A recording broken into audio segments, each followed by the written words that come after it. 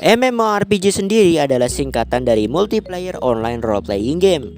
Genre ini merupakan salah satu jenis dari genre MMO, di mana para player bakal bertemu dengan semua player lainnya yang berada dalam satu server.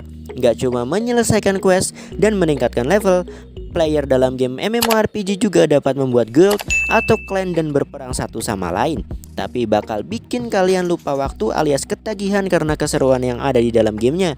Nah, kali ini generasi teknologi bakal ngasih list game MMORPG yang bakal bikin kalian semua ketagihan. Gimana, penasaran sama gamenya? Buat kalian yang baru play video ini, siapin stok cemilan kalian, atur posisi rebahannya. Kalau udah capcus, kita mulai videonya. Berikut ini Mimin akan bahas 10 game MMORPG terbaik yang bakal bikin ketagihan di tahun 2021 versi generasi teknologi. Oke GT fans, let's talk about it.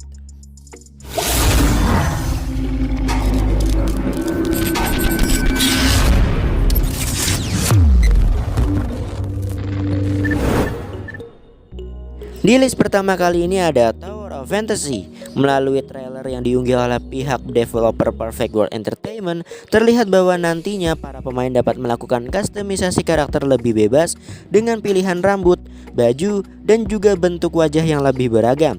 Semua hal tersebut bisa diwujudkan karena game tersebut dikembangkan menggunakan sistem Unreal Engine 4 milik Epic Games dan dibuat oleh Hotta Studio. Alhasil, game ini menampilkan open world yang sangat imersif dan memukau. Selain akan tetap mempertahankan elemen utama dari game MMORPG seperti eksplorasi, kustomisasi, grinding, crafting, party, serta sistem guild, Tower of Fantasy juga akan menghadirkan sebuah interaktif puzzle selama permainan berlangsung. Tidak akan ada klasifikasi kelas dalam game ini. Sebagai gantinya, kalian benar-benar akan memilih akses ke berbagai skill berbeda yang diubah bergantung pada senjata apa yang akan kalian gunakan. Next ada game Odin Valhalla Rising. Sistem Unreal Engine 4 lagi memang bukan nama baru dalam menghasilkan kualitas grafis yang memukau untuk sebuah game, bahkan sampai digunakan untuk menggarap film loh. Namun menariknya, Odin Valhalla Rising ini nantinya tidak hanya hadir ke PC saja. Lionheart Studio selaku developer juga membuatnya bisa dimainkan di perangkat mobile. Pengembang game asal Korea Selatan ini tidak hanya menjanjikan grafis yang memukau pada game MMORPG yang mereka buat ini. Menariknya, game MMORPG ini menjanjikan tidak akan ada loading ketika menjalani eksplorasi dari satu tempat ke tempat lainnya. Kabar paling baru, Lionheart Studio telah mengungkap 4 kelas pertama yang bisa dimainkan di game Odin Valhalla Rising, yakni Warrior, Sorceress, Priest, dan Rogue. Job kelas yang umum ini digunakan oleh game MMORPG asal Korea Selatan yang simple dan mendasar. Next ada Dragon Raja. Dragon Raja adalah MMORPG 3D fantastis di mana pemain dapat berpetualang dalam dunia fantasi menggunakan kereta atau dengan menunggangi sebuah naga. Cukup install gamenya, ciptakan karakter yang sepenuhnya dipersonalisasi selagi mengunduh beberapa data tambahan dan mulailah petualangan yang sangat menarik. Dragon Raja memiliki sistem combat yang dinamis dan menarik. Pemain dapat dengan bebas menggerakkan karakter dengan joystick yang ada di sisi kiri, sementara menggunakan tombol di sisi kanan untuk melompat, menghindar, dan membuat serangan combo yang dahsyat, dapat mengalahkan lawan yang terkuat sesekalipun. Serupa dengan MMORPG pada umumnya, dengan grafis fantastis yang bersaing dengan game PC atau konsol. Nah, di masalahnya adalah sebuah grafis itu memakan ruang perangkat memori kalian, sehingga Dragon Raja membutuhkan selebih dari 6 GB memori kosong untuk dapat diinstal. Tapi kalau dengan pembaruan sekarang mungkin hampir 8 GB. Next ada Dragon Nest 2. Dragon Nest 2 atau Dragon Nest kedua dibawahi oleh Tencent. Game ini dikembangkan oleh Shinkyu Games, dulunya dikenal sebagai Shanda Games, dan mungkin beberapa tim yang dulunya membuat Dragon Nest M, di mana game ini juga merupakan satu genre yang berbeda dengan game World of the Dragon Nest yang dikembangkan oleh Identity Studio Korea. The game Dragon Nest kedua menyematkan sebuah fitur seamless open world di mana pemain bebas berkeliling dunia Dragon Nest kedua, dan fitur ini akan menjadi salah satu aspek utama dalam game tersebut.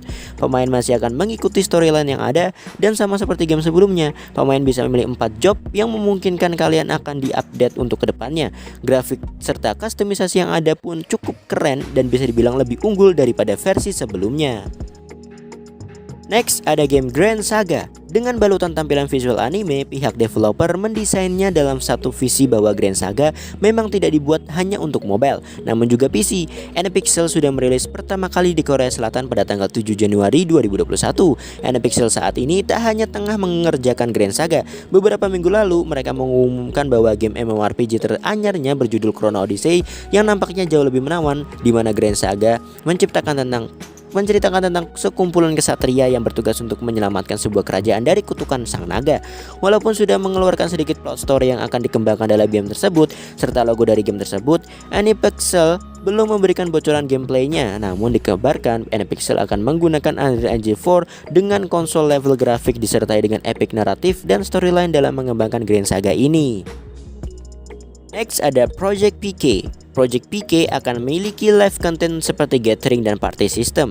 Namun mereka mengaku bahwa sistem party tak akan memaksa player untuk membentuk grup bersama player lainnya. Semua keputusan untuk itu diserahkan pada player masing-masing. Mereka juga mengatakan bahwa bermain solo maupun party tidak begitu mempengaruhi jalannya permainan. Ketika ditanya tentang sistem PvP, pihak developer mengaku bahwa tak akan ada arena sistem seperti 1 versus 1 maupun 3 versus 3. Nah, Project PK akan memiliki sistem PvP yang terjadi secara natural di field atau mapnya. Meskipun di Gold versus God menjadi fokus utama untuk sistem PvP, namun beberapa kegiatan seperti memperebutkan siapa yang berhak menguasai wilayah bos juga bisa dilakukan menggunakan sistem tersebut. Hingga detik ini Project PK belum dapat tanggal rilisnya sama sekali. Namun jika melihat perkembangannya, kemungkinan besar akan dirilis beberapa bulan atau mungkin tahun depan. Next ada Black Desert Mobile. Black Desert Mobile memiliki gameplay yang mirip dengan game MMO serupa untuk Android. Hanya saja Black Desert Mobile memiliki salah satu hal yang berbeda, yaitu pada game tersebut terdapat real time arena. Kamu bisa bertarung 1 versus 1 dengan pemain lainnya atau temanmu sendiri. Seperti yang sudah dituliskan di judul, Black Desert Mobile memiliki grafik yang memukau dan memanjakan mata.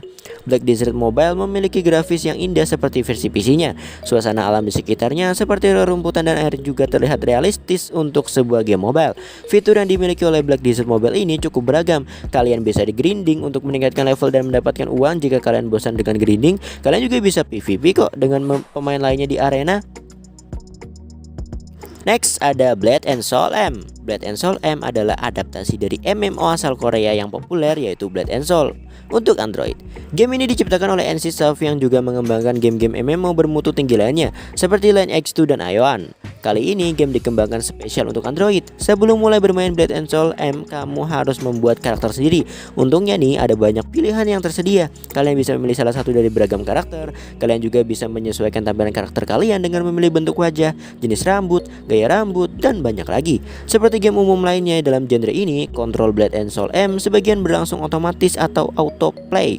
Dengan kata lain, klik misi yang ingin diselesaikan, maka sang hero atau karakter kalian akan memulai perjalanannya secara otomatis apapun itu misinya.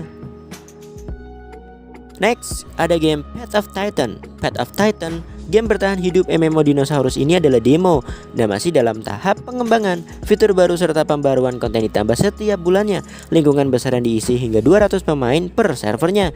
Berkelompok dengan pemain dan menjelajahi serta menyelesaikan misi bersama atau lakukan sendiri dan ukir perjalanan kalian sendiri di dalam game. Bagaimana jika kalian bertahan hidup sepenuhnya terserah kalian. Selesaikan misi yang mendorong dan menghargai kerjasama yang imersif dan membuka opsi penyesuaian yang baru. Nah, buka kunci skin dan spesies alternatif dari setiap genus dinosaurus yang ada. Ubah warna individu karakter dinosaurus kalian dan terapkan tanda halus alternatif. Pilih di antara beberapa spesies dinosaurus favorit kalian, nah masing-masing dengan karakter visual yang unik, dengan pilihan warna yang realistis dan skin yang alami. Kalian dapat memilih warna yang lebih cerah atau warna yang lebih kalem dan bisa menggunakan sebagai kamuflase. Yang terakhir ada Noah's Heart. Noah's Heart dikabarkan akan menjadi game seamless open world MMORPG. Akan adanya berbagai jenis metode transportasi yang ditawarkan dimulai dari jalan kaki hingga terbang menggunakan pesawat terbang di dalam game tersebut. Selain itu, fitur yang ditawarkan juga tak kalah menarik dengan game-game MMORPG PC dan mobile lainnya, dimulai dari day and night cycle hingga weather changing system yang didasarkan dari ekologi bumi sehingga pemain dapat merasakan pengalaman bermain tingkat tinggi dengan kebebasan penuh kepada para pemainnya. Game ini juga dikembangkan oleh Arca Source Game yang juga mengembangkan game MMORPG mobile lainnya yang bernama Dragon Raja.